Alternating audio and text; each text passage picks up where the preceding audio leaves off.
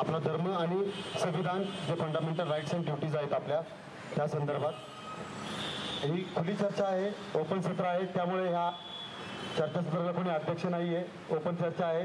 प्रत्येकाने एकमेकाच्या मताचा आदर करावा हीच प्रत्येकाला विनंती. उपस्थितांपैकी कोणाला काही प्रश्न असतील तर विचारू शकता. खुली चर्चा असल्यामुळे आणि राष्ट्रगीताने समारोप होईल अशी छोटीशी रूपरेषा आहे. तर आपण सर्वजण प्रस्ताविकेचे वाचन करण्यासाठी उभे राहूयात. भारताचे संविधान प्रस्ताविका. आम्ही भारताचे लोक, भारताचे एक सार्वभौम, समाजवादी, धर्मनिरपेक्ष, लोकशाही गणराज्य घडवण्याचा व त्याच्या सर्व नागरिकास सामाजिक, आर्थिक व राजनीतिक न्याय, विचार, अभिव्यक्ती, विश्वास, श्रद्धा व उपासना यांचे स्वातंत्र्य, दर्जाची व संधीची समानता निश्चितपणे प्राप्त करून देण्याचा आणि त्या सर्वांमध्ये व्यक्तीची प्रतिष्ठा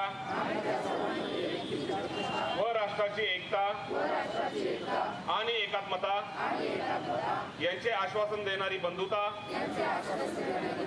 प्रवर्धित करण्याचा संकल्पपूर्वक निर्धार करून आमच्या संविधान सभेत आज दिनांक 26 नोव्हेंबर 1949 रोजी याद्वारे हे संविधान अंगीकृत आणि अधिनियमित करून स्वतः प्रत अर्पण करत आहोत. भारत देशाचा विजय असो. देश को प्यार करने वाले सभी देशवासी, भाई बहनें, संविधान पर 100% विश्वास रखने वाले हमारे सभी दोस्तों और हमारे सभी धर्म गुरुओं को प्रणाम. सबसे पहले हम शुक्रिया अदा करते हैं समता सैनिक दल के सज्जनों को इस प्रकार के सुंदर कार्यक्रम का प्रबंध करने के लिए. कॉन्स्टिट्यूशन की जो वीक है उस पे खास अलग अलग प्रोग्राम्स आप कर रहे हैं. मैं सबसे पहले 1 मिनट में ब्रह्मा कुमारी संस्था का थोड़ा सा बैकग्राउंड बता देना चाहूँगा और उसके बाद हमारे पहले वक्ताओं भी बहुत सुंदर विचार रखे हैं और उसमें एक जो मुख्य चुनौती है हम आज सभी के लिए वो ये है कि संविधान में जो बातें लिखी हुई है और ख़ास उसमें जो फंडामेंटल राइट्स हैं, लेकिन उसके साथ साथ जो 4A में ऐड किया हुआ रिस्पॉन्सिबिलिटीज़ हैं, फंडामेंटल जिम्मेवारियां हैं, उसको कैसे इम्प्लीमेंट करें, ये एक बहुत बड़ा चुनौती है. तो हम आपके सामने उसके ऊपर कुछ विचार रखेंगे और उसके साथ साथ विशेष धर्म और आध्यात्मिकता का विशेष रोल है इस संविधान को इम्प्लीमेंट करने के लिए, क्योंकि ग्राउंड ग्रास रूट लेवल पे आम जनता के साथ हम सब इंटरैक्ट करते हैं. तो संस्था का परिचय देते हुए ये बताना चाहेंगे कि 1936 में अखंड भारत में प्रजापिता ब्रह्मा कुमारी ईश्वर विश्वविद्यालय संस्था की शुरुआत हुई और 1950 में वो शिफ्ट होकर राजस्थान स्थित माउंट आबू में उसका मुख्यालय है, आज भी है. सारे विश्व में 137 देशों पर समाज सेवा, विश्व सेवा, आध्यात्मिकता के आधार से ये संस्था कर रही है. और ये संस्था के मुख्य लक्ष्य हैं स्व परिवर्तन से विश्व परिवर्तन, चरित्र निर्माण, ये इस संस्था का मुख्य लक्ष्य है. और यहाँ 4 सब्जेक्ट्स यहाँ के जो अभ्यास करने वाले साधक हैं उनको सिखाया जाता है. एक है समझ, जिसको हम ज्ञान कहते हैं. दूसरा है कैसे प्रभु को, परमात्मा को, ईश्वर को कैसे याद करें, जिसे भारतीय संस्कृति में योग कहा गया है. और तीसरा सिखाया जाता है कैसे हम आचरण को आजमाएं जिंदगी में, कैसे हम दिव्य गुणों को धारण करें, अपने अंदर अच्छे मैनर्स को कैसे निर्माण करें, चरित्र निर्माण कैसे करें. और ये 3 चीज़ जब बन जाती हैं तो अवश्य ही हमारा लक्ष्य होता है कि हम विश्व में सेवा करें, जो आप सभी कर ही रहे हैं. हम सभी उस सेवा के क्षेत्र में हैं. तो ये 4 सब्जेक्ट्स यहाँ सिखाया जाता है. और आज के दिन पर खास हमारे दैनंदिन जीवन में व्यस्त लोग वो चाहते हैं धर्म के तरफ से हमें कुछ आप क्विक फिक्स दीजिए, सहज समाधान दीजिए. हम उतना लंबा चौड़ा शास्त्र या बड़े बड़े श्लोक पढ़ने के लिए तैयार नहीं हैं। आप हमें कुछ क्विक फिक्स बताइए जो हम आचरण में ला के अपने जीवन को श्रेष्ठ या एटलीस्ट सुख शांति आनंदमय बना सकें। तो उसके लिए ऐसे प्रैक्टिकल चीज़ों को कैटर करने के लिए कुछ 20 विंग्स शाखाएं उपलब्ध हैं और इन विंग्स की सेवाएं आप समाज सेवा करते हुए, जैसे आप 2 दिन पहले युवाओं का एक शिविर रखे थे, तो हमारे यूथ विंग हैं, तो वो भी आपके साथ जुड़कर बहुत सारे एक्टिविटीज़ या इस प्रकार के चीज़ें साथ साथ किसी भी संस्था के साथ हम लोग ऑफर कर रहे हैं, करने के लिए तैयार हैं, जो गेम्स के द्वारा चरित्र निर्माण हो सके। अब हम आते हैं विशेष किस तरीके से हम समाज में इंसान के अंदर, हमारे भारतवासी के अंदर इस चीज़ के रिस्पॉन्सिबिलिटीज़ और राइट्स दोनों चीज़ के जागरूकता को बढ़ाएं। तो सबसे पहले एक चीज़ हमें ध्यान देना है कि अक्सर करके धर्म की बातें जो हैं, युवाएं तो हैं, कुछ बहुत सीरियसली इंटरेस्टेड युवाएं हैं, परंतु ये चीज़ अक्सर करके थोड़ा उम्र बढ़ते जाते हैं, उस टाइम कईयों पे रुचि होते हैं। समाज में जहाँ पे भारत का विशेषता ये है, भारत देश की, कि यहाँ पे आज के दिन पे सबसे ज़्यादा youth population of the world है, जो आप जानते हैं। तो जब तक युवा, जब तक तरुण, जब तक बच्चे जागरूकता क्रिएट नहीं होंगे उनके अंदर, वो जब बड़े होकर इस चीज़ को इम्प्लीमेंट करेंगे तो ही एक श्रेष्ठ समाज बन सकता है। क्योंकि बुजुर्ग होने के साथ साथ शारीरिक, आर्थिक कई प्रकार के कंस्ट्रेंट्स आते जाते हैं। हम प्रोत्साहन देने के अलावा अधिक तक कुछ चीज़ें कर नहीं सकते, लेकिन हमारे युवा भाई बहनें ये चीज़ कर सकते हैं। हमारे स्कूल में जो पढ़ाई कराया जाता है, विशेष 10वीं क्लास, 12वीं क्लास, पॉलिटिकल साइंस हो या तो सिविक्स हो, जो सिविक्स बच्चों को सिखाया जाता है, वहाँ संविधान का मुख्य रूप से प्रियम्बल जो है, ये जो उद्देशिका है, उस चीज़ को फोकस किया जाता है। और कब ये बने, डेट्स के बारे में उनका टेस्ट पेपर में कुछ डेट्स पूछे जाते हैं, भाई कौन सा तारीख था, क्या था, कौन बनाए, उसके बारे में बताइए। और कुछ जगह में लिखा हुआ है, ये हमारे फंडामेंटल राइट्स हैं, पहले 7 थे, अभी 6 हो गए, आप जानते हैं। ज़मीन वाले राइट्स करेक्शन करना पड़ा क्योंकि देश के विकास के लिए अदरवाइज डिस्प्यूट्स हो रहे थे। और उसके साथ साथ जो रिस्पॉन्सिबिलिटीज़ हैं, जो 11 रिस्पॉन्सिबिलिटीज़ आपने जिक्र किया, वो रिस्पॉन्सिबिलिटी को केवल दर्शाया जाता है। आप CBSE बोर्ड की जो वेबसाइट है उसमें जाके देखेंगे तो सबसे पहले पेज में CBSE सिलेबस में केवल उसका सुंदर, बहुत सुंदर मल्टी कलर में प्रिंट रखा गया है, परंतु करिकुलम में बच्चे किस तरीके से उसको जीवन में लाए, समस्या तो वही है ना। धर्म के बाद तो सबको पता है, अच्छा करो, कर भला तो होगा भला, लेकिन करे कौन भला और किस तरीके से भला करे, भलाई का परिभाषा मिल जाएगा, लेकिन भलाई करने के लिए जो मेहनत उठानी होगी, हो सकता है खुद को थोड़ा तकलीफ देनी पड़े, वो तकलीफ उठाने के लिए जो अनुशासन चाहिए, वो तकलीफ उठाने के लिए जो त्याग भावना चाहिए, वो किस तरीके से जागृत हो सकता है, वो कोई किताब पढ़ के नहीं हो सकता है। उसके लिए जमीन पे उतरना होगा, उसके लिए पुरुषार्थ करना होगा, उसके लिए तपस्या करनी होगी, उसके लिए साधना करना होगा, सेवा करनी होगी। एक टिप ये है कि हमारे स्कूल कॉलेजेस में पर्टिकुलरली ये जो पॉलिटिकल साइंस या सिविक के राइट्स एंड रिस्पॉन्सिबिलिटीज़ वाले 11 जो मुख्य बातें हैं रिस्पॉन्सिबिलिटीज़ के, वो अगर हम कुछ प्रोजेक्ट के रूप से समाज में करें, जैसे right to health care, right to food, ये सब राइट्स हैं, ठीक हैं। तो बच्चे अगर इस प्रकार के कुछ प्रोजेक्ट करें समाज सेवा के, तो उनको ये एहसास होगा कि मेरे भी जिम्मेवारी उतना ही है। आज जैसे आप जानते हैं मिड डे मील, दोपहर में बच्चों को आहार दिया जाता है जिला परिषद स्कूल आदि में, परंतु जो बच्चे उस कुपोषण से इफेक्टेड हैं, वो उस बच्चों का, उन्हों का तो लाभ हो रहा है, कुछ हद तक जो भी है इम्प्लीमेंटेशन हो रहे हैं।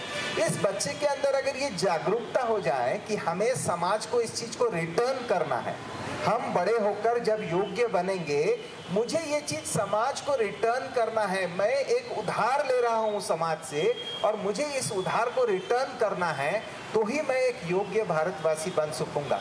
ये अवेयरनेस क्रिएट करना जो है ये तभी हो सकता है जब हम ग्राउंड लेवल समाज पे काम करेंगे। और हम सभी ये कर सकते हैं क्योंकि सभी संस्था के साथ, सभी धर्म संस्था के साथ आपके युवा या बच्चों के लिए आप कई प्रकार के शिविर कराते हैं।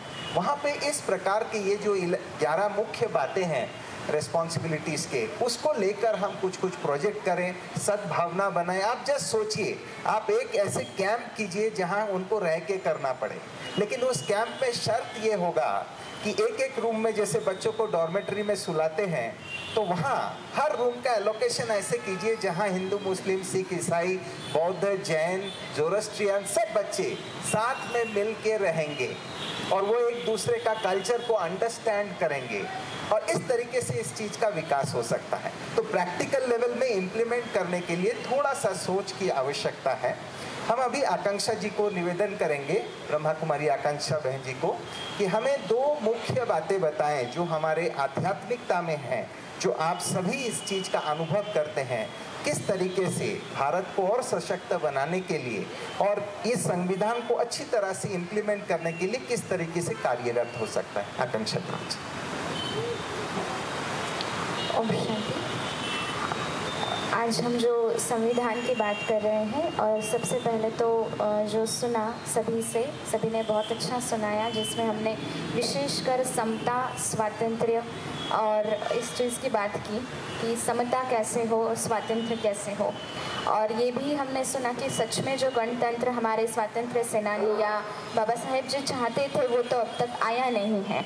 अब उसका कारण क्या है? तो जैसे मुकुल सर बता रहे थे कि स्व परिवर्तन से विश्व परिवर्तन यह इस संस्था का लक्ष्य है। तो सबसे पहले तो हमें स्वयं को जिम्मेवार समझना होगा समाज के परिवर्तन के लिए कि हम कहीं ना कहीं से वो एक कदम शुरू करें। तो ब्रह्मा कुमारीज़ में जो ज्ञान ये सब्जेक्ट सिखाया जाता है, तो उसका पहला चैप्टर यहीं से शुरू होता है, सेल्फ रियलाइजेशन। हम कौन हैं और क्या सच में हम स्वतंत्र हैं? हमारे स्वतंत्र सेनानियों ने तो बहुत कुछ करके हमें वो स्वतंत्रता तो प्रदान की, बोलने की स्वतंत्रता, उपासना की स्वतंत्रता, आचार व्यवहार, इन सब की। लेकिन सच में क्या हम स्वतंत्र हैं? हमारी आदतों से स्वतंत्र हैं? तो ये इस पर थोड़ा सा हमें सोचना पड़ेगा गौर से, क्योंकि आज हमारे शब्द होते हैं, स्वतंत्रता तो बाहर से है, लेकिन शब्द है हमें बोलना नहीं था हमने बोल लिया, हमें करना नहीं था हमने कर लिया, हमें खाने को मना है डॉक्टर से हमने खा लिया, हमने सुनना नहीं था सुन लिया। मतलब कहीं ना कहीं हम हमारे आदतों से परतंत्र में हैं। तो यहाँ पर सबसे मुख्य कंसेप्ट ये सिखाई जाती है, या समता के लिए भी हम देखते हैं कि आज इतना जो भेदभाव है वो केवल और केवल दैहिक दृष्टि के कारण है। हम एक दूसरे को जो बॉडी टैग्स है, स्त्री पुरुष, गरीब अमीर, फिर धर्मों का जो भी है, उसके ऊपर हम एक दूसरे की पहचान लेते हैं और आदान प्रदान करते हैं। लेकिन सबसे मुख्य बात यह है कि परमात्मा, ईश्वर, प्रभु, गॉड, अल्लाह, जिस भी रूप में आप उनको मानते हैं, वो हमें सबसे मुख्य पहला संदेश ये देते हैं कि आप शरीर नहीं बल्कि शरीर को चलाने वाली एक चैतन्य, अजर, अमर, अविनाशी ऊर्जा हो, शक्ति हो, जिसको आत्मा, रूह या स्पिरिट या एनर्जी कह सकते हैं, जो इस शरीर को चलाती है और शरीर से अलग है, और जिसका फॉर्म है point of light, just point of light. जैसे आकाश में सितारा चमकता है, हम सभी के बॉडीज के अंदर वही है और हम सभी वो एक अलग अलग एंटिटी आत्मा है। तो अगर हम देखें तो उस लेवल में हम सभी समान हैं। जहाँ पर हमने जन्म लिया उस आइडेंटिटी को हमने स्वीकार किया, लेकिन वास्तविक रूप में आत्मिक लेवल में हम सभी समान है। तो समानता का ग्राउंड तब तैयार होगा जब हम एक दूसरे को आत्मिक रूप से देखेंगे कि एक चैतन्य सितारा है और वो अजर अमर अविनाशी है। वो एक ऊर्जा है जो इस शरीर को चलाती है, और जब मैं उस स्थिति में स्थित होती हूँ कि मैं आत्मा इस शरीर की मालिक हूँ, और मालिक होने के साथ साथ मैं जो देखूंगी, जो करूंगी, वो मेरे जो कर्म बनेंगे, जो हम बात कर रहे थे, जैसा कर्म करेंगे वैसा फल प्राप्त होगा। तो अगर मैं जिम्मेवार हूँ तो अपने आप ये अवेयरनेस आएगा कि मुझे वैसे ही कर्म करने हैं जिसका फल भुगतने के लिए मैं तैयार हूँ, क्योंकि कर्म करने की चॉइस मेरे पास है। लेकिन कर्म करने के बाद जो फल मिलने वाला है उसको तो मुझे स्वीकार करना ही होगा, और सिर्फ मुझे ही स्वीकार करना होगा, कोई और उसको स्वीकार नहीं कर सकता मेरे कर्मों का फल। तो जब ये जिम्मेवारी हमारे अंदर आ जाती है सेल्फ अवेयरनेस से, तो अपने आप कर्मों में सुधार होता है। जो भाई साहब बात कर रहे थे कि ग्राउंड लेवल में हमें उतरना होगा और पुरुषार्थ करना होगा, तो ये पहली कंसेप्ट है कि हम सभी आत्मा है, अजर अमर अविनाशी एंटिटी है, एक शरीर छोड़ दूसरा शरीर धारण करते हैं और कर्मों के हिसाब किताब के अनुसार हम इस जन्म मरण के चक्र में आते हैं। अब दूसरी कंसेप्ट जो ये यहाँ पर जो वो ये है कि हमारे पिता प्रभु परमात्मा कौन है, क्योंकि दूसरा सब्जेक्ट जो है वो योग का सिखाया जाता है। हम सभी आत्माएं आज जो सुख, शांति, आनंद, प्रेम कहीं ना कहीं से ढूंढ रहे हैं, साधनों में, वस्तुओं में, धर्मों के विचार में, तो उसका एक ही परमानेंट सोर्स है हमारे प्यारे पिता परमात्मा, जिनको अलग अलग धर्मों में हम अलग अलग नामों से पुकारते हैं। और वो सच में जैसे बात की कि वो अलग अलग तो नहीं है, हम सभी के आत्मिक पिता मालिक एक ही है, जिनको हम ईश्वर, प्रभु, गॉड, अल्लाह कहते हैं। और उनका पॉइंट ऑफ लाइट है, जैसे हम पॉइंट ऑफ लाइट है, इसीलिए कोई कहता अल्लाह एक नूर है, कोई कहता गॉड इज लाइट, तो कोई कहता एक ओंकार या ज्योतिर्लिंग। तो उनका रूप भी ज्योति स्वरूप एक ही है। तो अगर वो एक है और हम सब उनके संतान है, तो आपस में भाई भाई हो गए। तो इस विचार को लेकर के हम समानता ला सकते हैं। और अब हमारे पास शक्तियां तो नहीं बची है कि हम जो दिव्य गुणों को धारण करें और कर्मों में रिप्रेजेंट करें, क्योंकि जब हम ग्राउंड लेवल की बात करते हैं, आम जनता की बात करते हैं, तो कई बार हमारे पास कंप्लेन आती है कि हाँ हम नहीं कर सकते, हम चाहते तो बहुत है, अच्छा विचार सुनते भी बहुत है, लेकिन उसको इम्प्लीमेंट करने की शक्ति हमारे अंदर नहीं है। कई बार हम जब सोचिए सत्यता को हमें अपने अंदर जीवन में धारण करना है, तो लोगों को ब्लेम करेंगे, परिस्थिति को ब्लेम करेंगे कि इन कारण हम झूठ बोले या झूठ रहे। तो अब उस चीज को अगर हमें सुधारना है, तो हमारे प्यारे पिता परमात्मा के साथ हमें जरूर कनेक्शन जोड़ना पड़ेगा, जिसको यहाँ पर मेडिटेशन या साधना कहा जाता है, क्योंकि सभी के पावर हाउस वो है और वो हम सभी के एक पिता है। तो ये मुख्य संदेश है, इसीलिए आज ब्रह्मा कुमारी इसका कार्य 137 से भी ज्यादा देशों में चलता है, और जो ओपन फॉर ऑल है, हमारे पास सभी आते हैं क्योंकि हम सभी के पिता एक है, यही संदेश है।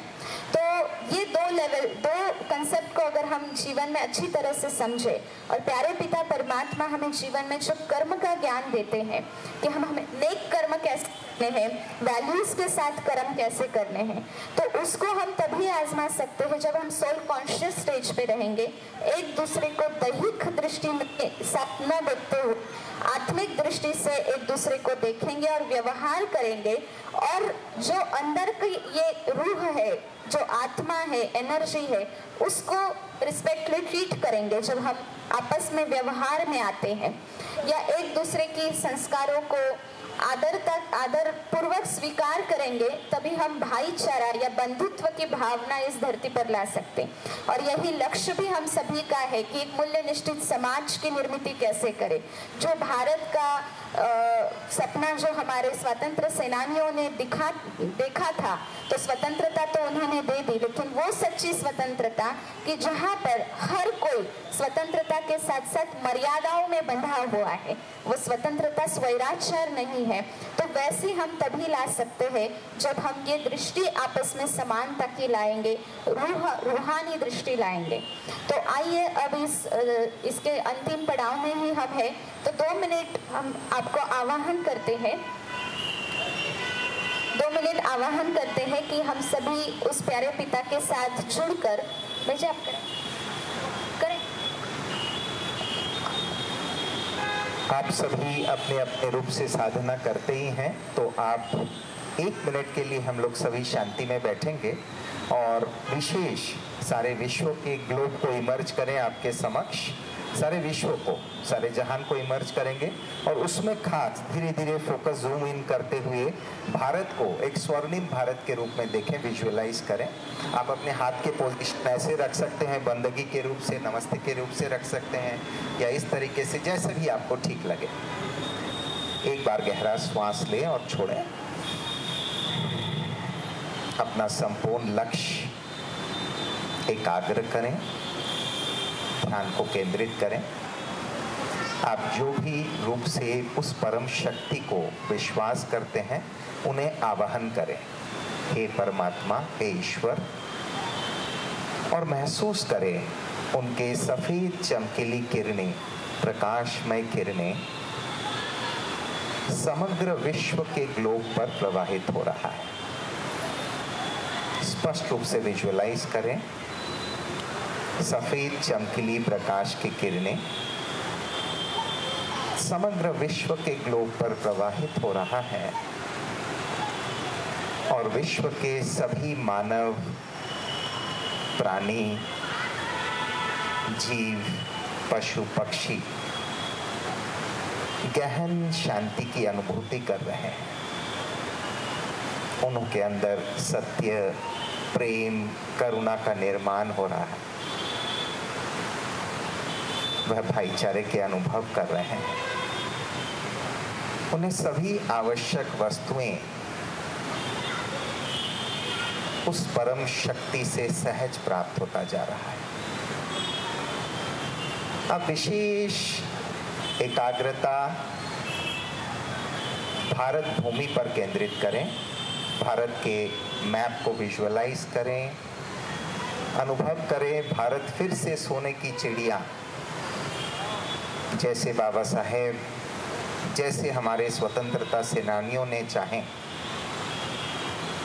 हूबहू उस तरीके से भारत में सोने की चिड़िया, स्वर्णिम भारत बनती जा रही है। सुखमय, भाईचारा, सद्भावना, सौहार्दमय, समृद्ध भारत को विजुअलाइज करें। सभी के जीवन में सुख, शांति, आनंद प्रवाहित हो रहा है। सभी स्वस्थ, निरोगी होते जा रहे हैं। सभी के प्रेम ईश्वर के प्रति बढ़ती जा रही है। दिल से उस परम शक्ति को शुक्रिया अदा करें, नमन करें और पुनः वापस अपने कर्म योगी अवस्था पर लौट आए। शुक्रिया। ओम शांति।